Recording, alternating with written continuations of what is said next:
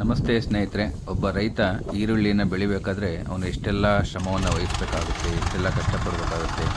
So ಇಷ್ಟೆಲ್ಲ ಕಷ್ಟಪಟ್ಟು ಒಬ್ಬ ರೈತನಿಗೆ ಇವತ್ತು ಸರಿಯಾದ ಒಂದು ಬೆಲೆ ಸಿಗ್ತಾ ಇಲ್ಲ ಅಂತಂದರೆ ಆ ರೈತ ಏನು ಮಾಡಬೇಕು ಅನ್ನೋದು ಇವತ್ತು ಯಾರಿಗೂ ಸಹ ಗೊತ್ತಾಗ್ತಾ ಇಲ್ಲ. ಸೊ ಹಾಗಾಗಿ ರೈತರು ಇವತ್ತು ಕಂಗಾಲಾಗಿದ್ದಾರೆ. ಈರುಳ್ಳಿನ ಬೆಳೆದುಬಿಟ್ಟು ನಾವು ಯಾಕಾದರೂ ಈ ಒಂದು ಈರುಳ್ಳಿನ ಬೆಳೆದ್ವಿ ಅಂತೇಳಿ ಇವತ್ತು ವಿಷ ಕುಡಿತಕ್ಕಂಥ ಒಂದು ಪರಿಸ್ಥಿತಿ ಬಂದಿದೆ.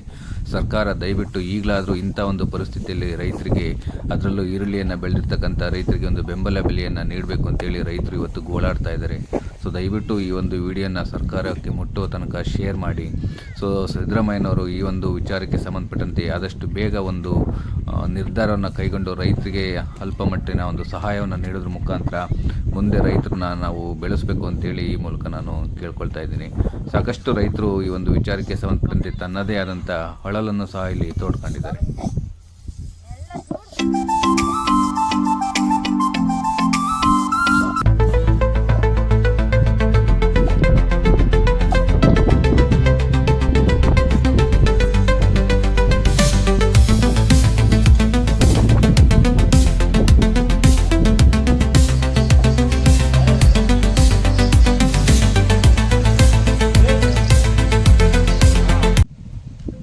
ನಮಸ್ಕಾರ. ನಮಸ್ಕಾರ. ನಿಮ್ಮ ಹೆಸರು ಮತ್ತೆ ನಿಮ್ದು ಯಾವ ಊರು ಹೇಳೋಣ? ನಮ್ಮ ಹೆಸರು ದರ್ಶನ್ ಅಂತ, ನಮ್ಮದು ಗೌರಾಪುರ, ಚಿಕ್ಕಮಗಳೂರು ಡಿಸ್ಟಿಕ್, ಅಜ್ಜಂಪುರ ತಾಲೂಕು, ಗೌರಾಪುರ ಅಂತ. ಇವಾಗ ನೀವು ಎಷ್ಟು ವರ್ಷದಿಂದ ಈರುಳ್ಳಿ ಬೆಳಿತೀರಾ? ನಾವು ಸುಮಾರು ನಮಗೆ ಗೊತ್ತಿದ್ದಂಗೆ, ನಮ್ಗೆ ಗೊತ್ತೇ ಇಲ್ಲ, ನಮ್ಮ ತಂದೆಯವರು ಬೆಳೀತಿದ್ರು, ಅವಾಗಿಂದಲೂ ಬೆಳೀತಾ ಇದ್ವಿ. ಎಷ್ಟು ಎಕರೆಗೆ ಹಾಕಿರಣ ಈ ಸತಿ ಈರುಳ್ಳಿನ? ಈ ಸತಿ ಒಂದು 5 ಎಕರೆಗೆ ಹಾಕಿವಿ. 5 ಎಕರೆಗೆ ಹಾಕಿರ.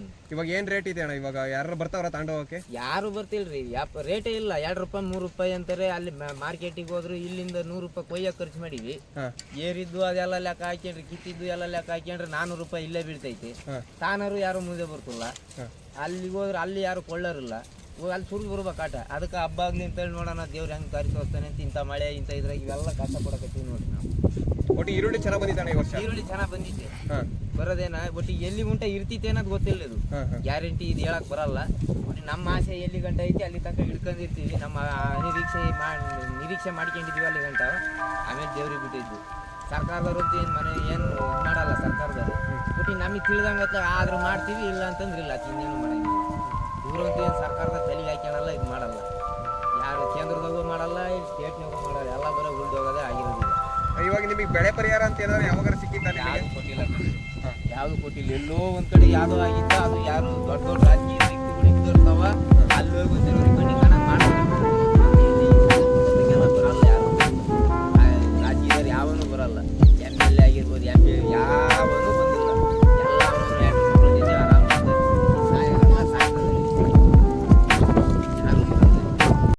ರೈತರು 4 ಎಕರೆಗೆ ಹಾಕಿ 70,000 ರೂಪಾಯಿ ಖರ್ಚು ಬಂದಿತ್ತಲ್ಲ, ನಾವು ಹೆಂಗ್ ಮಾಡೋದು? ನಾವು ರೈತರು 5 ರೂಪಾಯಿ ಬೆಲೆ ಇಲ್ಲ ನೋಡ್ರಿ. ಕೂಲಿ ನೋಡಿದ್ರೆ ಮಾಮೂಲು.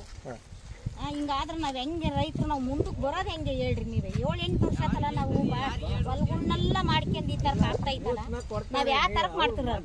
ಹಿಂಗೆ ಮಾಡಿದ್ರೆ ನಾವು ಹೆಂಗ್ ಮಾಡೋದು? ರೈತರು ಇರೋಣ ಬೇಡವಾ ಹೇಳ್ರಿ? ಇಲ್ಲ ನೇಣು ಹಾಕ್ಯಣಂತ ಪರಿಸ್ಥಿತಿ ಬಂದಿತ್ತು.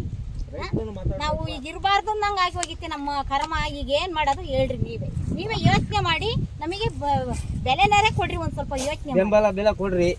ಬೆಂಬಲ ಬೆಲೆ ಕೊಡ್ರಿ. ರೈತರು ಎಲ್ಲ ಸಾಲ ಸೂಲ ಒಡವೆ ಗಿಡವೆ ಎಲ್ಲ ಮೈ ಮೇಲೆ ಒಂದು ಅಡವಿಲ್ಲ ಹಂಗಿಟ್ಟಿದೀವಲ್ಲ ನಾವು ಇರೋಣ ಬೇಡವಾ ಹೇಳ್ರಿ? 7-8 ವರ್ಷ ತರ್ಕಾಗಿತ್ತು.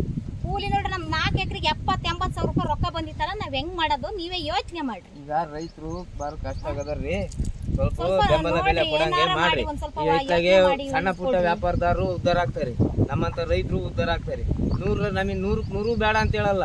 105 ರೂಪಾಯಿ ಸಿಕ್ಕಿದ್ರು ಸಾಕು. ನಮಗೇನು ಜಾಸ್ತಿ ಬೇಡ, 5 ರೂಪಾಯಿ ಸಿಕ್ಕಿದ್ರು ಸಾಕು. ಏನೋ ಒಂಚೂರು ಹೊಟ್ಟಿಗೆ ಅನ್ನ ತಿನ್ನಕ ಮುಂದಿನ ವರ್ಷ ಮುದುಗವರೆಗೂ ಮಾಡ್ಕೊಂತೀವಿ. ಈಗ ಹಿಂಗಾರು ಬೆಳೆನೂ ಇಲ್ಲ, ಮಳೆ ಬಂದ್ರೆ ಬೆಳೆ ಮಳೆ ಬರೋಲ್ಲ ಅಂದ್ರೆ ಇಲ್ಲ. ನಾವು ಒಟ್ಟಿಗೆ ಏನು ಜೀವನ ಮಾಡಕ್ಕೊಂದು ಅನುಕೂಲ ಆಗ್ಲಿ, ಏನೋ ಒಂದು 100ರಾಗ 10 ಭಾಗನಾರಾಗ್ಲಿ ಒಂಚೂರು ಮಾಡಿಕೊಡ್ರಿ ಅಷ್ಟೇ. ಜಾಸ್ತಿ ಕೇಳ್ತಿಲ್ಲ. ಪ್ರತಿಯೊಂದು ರೇಟ್ ಇಳಿಸಿದ್ರಲ್ಲ, ಹಿಂಗೆ ಇದಕ್ಕೊಂಚೂರು ರೇಟ್ ಮಾಡಿ ನಮಗೆ GST ಕಮ್ಮಿ ಮಾಡಿದೀವಿ, ಎಲ್ಲದೂ ಕಮ್ಮಿ ಮಾಡಿ. ಇನ್ನೇನ್ ಬೇಕಾಯ್ತಿ? ಎಲ್ಲರೂ ಸರ್ಕಾರಕ್ಕೆ ಆದಾಯ ಬರ್ತೈತಿ. ರೈತರಿಗೆ ಒಂಚೂರು ಅನುಕೂಲ ಮಾಡಿಕೊಡ್ರಿ. ನಾವಿದ್ರೆ ನೀವೆಲ್ಲ, ನಿಮ್ಮಿಂದ ನಾವಲ್ಲ. ನಾವಿರ್ಬೇಕು. ನಾವಿದ್ರೆ ನಾವು ಬೆಳೆದ್ರೆ ಕಾಯಿ ಕೆಲಸ ಮಾಡ್ಕೊಂಡ್ರೆ ನಿಮ್ಮ ಹೊಟ್ಟೆ ತುಂಬೋದು. ಅದನ್ನೊಂಚು ಸರ್ಕಾರಕ್ಕೆ ನೀವು ಸ್ವಲ್ಪ ನಮ್ದು ಒಂದೇ ಸಮಸ್ಯೆ ಅಲ್ಲ. ಈಗ ಉದಾಹರಣೆ, ಈಗ ನಮ್ದು ಒಂದೇ ಸಮಸ್ಯೆ ಇರಲ್ರಿ. ಈಗ ಅಫಿಷಿಯಲ್ಗಳ್ದು ಅವ್ರದ್ದೊಂಥರ ಕಷ್ಟ ಇರ್ತೈತಿ, ರೈತರದೊಂಥರ ಕಷ್ಟ. ಈಗ ಅಫಿಷಿಯಲ್ ಅಂದ್ರೆ ಒಬ್ಬ ತಾನನಾರ ತಿಂತಾನೆ, ಅಟ್ಲೀಸ್ಟ್ ತಿಂಗಳಿಗೆ ಒಂದ್ಸತಿ ಸಂಬಳನಾರ ಬಂದೇ ಬರ್ತೈತಿ, ನಾವು ಕೂಲಿಗೆ ಮಾಡೋದು. ಇದು ನಾವು ಈ ಸರ್ಕಾರದವ್ರು ನೀವು ಯಾಕೆ ಅರ್ಥ ಮಾಡ್ಕೊಳಲ್ಲ? ಬರೀ ನಿಮ್ಮನ್ನೇ ಸ್ವಾರ್ಥ ನೀವು ನೋಡ್ಕೊಂಡ್ರೆ ಎಲ್ಲೋ ಯಾವನ ತಿಂದ ಅಂತ ಅದು ಓಡಾಡ್ತೀವಿ, ಎಲ್ಲೋ ಯಾವಂದ ಏನಾಯ್ತು ಅಂತ ಇಂಥ ಓಡಾಡ್ರಿ, ಹೋಗ್ಲಿ ಪುಣ್ಯ ಮಾಡ್ಬಿಟ್ಟು ನಿಮ್ಮ ಹೆಸರನ್ನ ನೆನೆಸ್ತೇವೆ, ಸಾಯೋವರೆಗೂ ನೆನೆಸ್ತೇವೆ. ಇಲ್ಲ ಈ ಸರ್ಕಾರನೇ ಬೇಡ, ರಾಜರಾಳ್ವಿಕೆನೇ ಎಷ್ಟು ಚೆನ್ನಾಗಿತ್ತು ಅನ್ನಿಸ್ತೈತಿ. ಈಗ ಯೋಚನೆ ಮಾಡಿರಿ, ಈ BJP ನೀವು ಹೊಡ್ಕೊಂಡು ಸಾಯಿರಿ, ಕಾಂಗ್ರೆಸ್ನವ್ರು ನೀವು ಹೊಡ್ಕೊಂಡು ಸಾಯಿರಿ, ರೈತರನ್ನ ಯಾಕೆ ಹಾಳು ಮಾಡ್ತೀವಿ? ನೀವು ಮಾಡ್ಕೊಳತ್ತಿ, ನಮ್ಮನ್ನ ಯಾಕೆ ಹಾಳು ಮಾಡ್ತೀವಿ? ನಮಗೆ ಯಾರು ಏನು ಬೇಡ, ನಮಗೆ ಒಂದು ಜಾಗೃತಿ ಒಂಚೂರು ಅನ್ನ ಸಿಕ್ಕರು ಸಾಕು, ಇನ್ನೇನು ಬೇಡ. ಅಷ್ಟು ಬಿಟ್ರೆ ಇನ್ನೇನು ಬೇಡ, ನಾವು ಅಷ್ಟೇ ಕೇಳ್ತಿರೋದು, ಇನ್ನೇನು ಕೇಳ್ತಿಲ್ಲ ನಾವು. ನಮಸ್ತೆ. ನಿಮ್ಮ ಹೆಸರು ಮತ್ತೆ ನಿಮ್ಮ ಊರ ಹೆಸರು ಹೇಳಿ. ನಮ್ಮ ಹೆಸರು ಚಂದು GM ಅಂತ, ಗೌರವಪುರ, ಅಜ್ಜಂಪುರ ತಾಲೂಕು, ಚಿಕ್ಕಮಗಳೂರು ಡಿಸ್ಟಿಕ್. ನೀವು ಎಷ್ಟು ವರ್ಷದಿಂದ ಈರುಳ್ಳಿ ಬೆಳಿತೀರಣ್ಣ? ಸುಮಾರು ನಾವು ನಮ್ಮ ತಂದೆಯವ್ರ ಕಾಲದಿಂದ ತಾತರ ಕಾಲದಿಂದಲೂ ನೀರುಳ್ಳಿ ಬೆಳೀತಾ ಇದ್ದೀವಿ. 5 ವರ್ಷಕ್ಕೆ ಒಂದ್ಸತಿ ಹಿಂಗೆ ಏನೋ ಒಂದ್ಸತಿ ರೇಟ್ ಸಿಗುತ್ತೆ, ವರ್ಷ ಇದೇ ಗೋಳು. ಈ ವರ್ಷಂತೂ ಕೇಳೋ ಸ್ಥಿತಿ ಇಲ್ಲ. ನೀರುಳ್ಳಿ ಬೆಳೆದಿದ್ದೀವಿ, ಎಕರೆಗೆ ಒಂದು 75,000 to 80,000 ರೂಪಾಯಿ ಖರ್ಚು ಬರುತ್ತೆ. ಆದರೆ ಈಗ ಮಾರ್ಕೆಟಿಗೆ ತಗೊಂಡೋದ್ರೆ 100 ರೂಪಾಯಿ 200 ರೂಪಾಯಿ ಪ್ಯಾಕೆಟ್ ಕೇಳ್ತಾ ಇದ್ದಾರೆ. ಆದ್ದರಿಂದ ಸರ್ಕಾರದವರು ರೈತರ ಒಂದಿಷ್ಟು ಖರೀದಿ ಏನಾದ್ರು ಕೇಂದ್ರ ಮಾಡಿ ನೀರುಳ್ಳಿ ಏನಾದ್ರು ತೊಗೊಂಡ್ರೆ ರೈತರಿಗೆ ಅನುಕೂಲ ಆಗುತ್ತೆ. ಇಲ್ದಿದ್ರೆ ಈಗ ಕೊಳತು ಈರುಳ್ಳಿ ಪ್ಯಾಕೆಟಾಗಿ ಬಿಟ್ಟರೆ ಅದೇ ಕೊಯ್ದು ಸುಮಾರು 15 to 20 ದಿನ ಆಯಿತು. ಇದನ್ನು ಮಾರ್ಕೆಟಿಗೆ ತಗೊಂಡೋಗೋ ಸ್ಥಿತಿಯಾಗೂ ಇಲ್ಲ. ನಾವೀಗ ತಗೊಂಡೋಗಕ್ಕೂ ಖರ್ಚು ವೆಚ್ಚ, ಕೂಲಿ ಕೊಡೋದು, ಲಾರಿ ಟ್ರಾನ್ಸ್ಪೋರ್ಟ್ ಚಾರ್ಜ್ ಕೊಡೋಕ್ಕಾಗ್ತಿಲ್ಲ. ಬೆಂಗಳೂರಿಗೆ ಹೋದರೂ ಕೈಯಿಂದ ಕೊಡಬೇಕಾದ ಪರಿಸ್ಥಿತಿ. ಅಲ್ಲಿ ಮಂಡ್ಯಲ್ಲಿ 500-400 ರೂಪಾಯಿ ಪ್ಯಾಕೆಟು, 800 ರೂಪಾಯಿ ಕ್ವಿಂಟಲ್ ಹೋದರೆ ಏನೂ ಸಿಗ್ತಿಲ್ಲ. ಅದು ಡಬ್ ಸೈಜಿಗೆ ಸಿಗುತ್ತೆ. ಸಣ್ಣ ಸೈಜೆಲ್ಲ 100 ರೂಪಾಯಿ 50 ರೂಪಾಯಿ ಪ್ಯಾಕೆಟ್ ಅಂತೆ ಬೆಂಗಳೂರೆಲ್ಲ.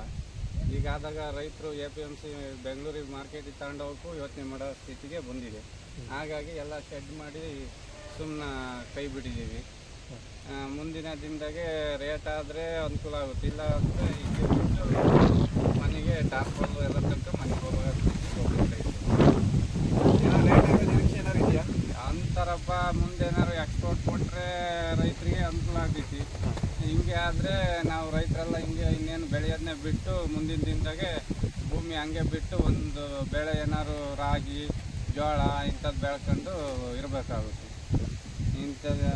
ರೈತರು ಡೈಲಿ ಯೂಸ್ ಮಾಡೋ ನೀರುಳ್ಳಿನೇ ಜನ ಬಳಕೆ, ಈರುಳ್ಳಿನೇ ಸೇಲ್ ಆಗಿಲ್ಲ ಅಂದಾಗ ಬೇರೆ ಬೆಳೆ ನಾವು ನೋಡ್ಕೊಂಡಿರ್ಬೇಕಾಗುತ್ತೆ, ಇನ್ನೇನು ಮಾಡೋಂಗಿಲ್ಲ.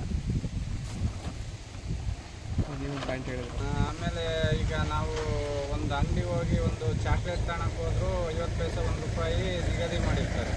ಆದರೆ ರೈತರು ಬೆಳೆಯುವಂಥ ಪದಾರ್ಥಗಳಿಗೆ ಮಾಡಲ್ಲ. ಹಂಗಾಗಿ ನಮಗೂ ಒಂದು ಬೆಲೆ ನಿಗದಿ ಮಾಡಿದರೆ ರೈತರು ಬೆಳೆದಂಥ ಬೆಳೆಗೆ ನಮಗೂ ಅನುಕೂಲ ಆಗುತ್ತೆ.